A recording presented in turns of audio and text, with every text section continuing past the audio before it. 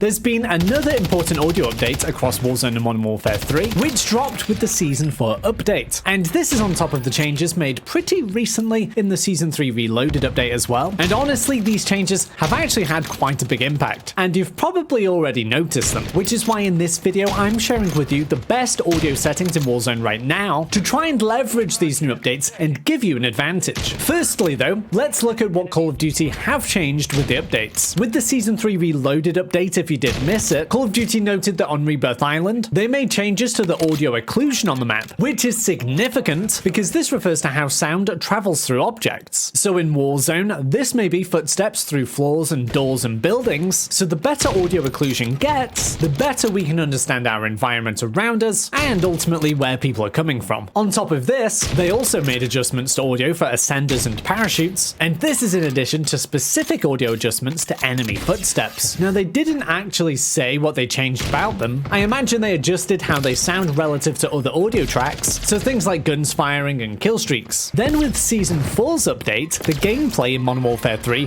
which is intrinsically linked to Warzone, has had enemy footstep audio decreased relative to other sounds. So this is huge, because a lot of the time when we're talking about Call of Duty having good or bad audio, really we mean being able to consistently hear our enemies. I mean, the rest of the audio actually sounds pretty great in Call of Duty. So let's hop into the settings to take advantage of these new audio updates. And we're going to start with the audio mix. Now I recommend using soundbar, even if you don't use the soundbar. In fact, these settings are going to be recommended mostly for people that use headsets. If you are using something else like a home theater system or cinema or even a TV, I would just go with the standard preset settings for those. Now the reason soundbar is a little bit better than headphones and headphone bass boost right now is that the dynamic range and equalization is actually a little bit wider than those settings. And this is really advantageous after that Season 4 update because it means we should be able to hear the depth of sound that little bit better. And considering footsteps are even quieter, we really need that dynamic range to pick up all the different frequencies. With some of these settings like TV, all of the sounds are going to overlap a little bit too much. So soundbar right now is a perfect option. And then when we come down to volumes, we can edit this further to give ourselves the best chances of hearing enemies. So that means putting our gameplay music volume on 0, turning our dialogue volume right down to maybe even 0 as well, but I quite like it on 30. Effects volume, put that on 100 because that is footsteps and things like that. Cinematic volume, again, you can put it all the way down to 0. I've left it on 6 for just the echoes of cinematics. And then war tracks obviously isn't too important, but that can go down to 0 as well. Elsewhere, I'd recommend turning proximity chats off. The only advantage this will offer is if you're in a Discord chat or something like that, and then when it's on, you can actually hear enemies talking and you know they're nearby. For most of us though, switching it off is fine. And since we're turning the dialogue right down, I would recommend leaving your subtitles on as well, since occasionally operators do shout out quite important information that can be useful, such as enemies firing or throwing grenades and things like that. So having that pop up in text can be useful, but it's kind of a personal choice. Then for mono audio, make sure this is definitely off. This ensures that stereo audio is enabled, so it gives us directional audio to the left and right cup. And then you want to ensure that reduced tinnitus sound is on. Then finally, there's hit marker sound effects. Again, put this on none. You just don't want any more audio tracks competing for the important stuff. So they're all the important audio settings for Warzone right now. And now that we've nailed that, why don't you join me over in this video for the best graphic settings in Warzone right now as well?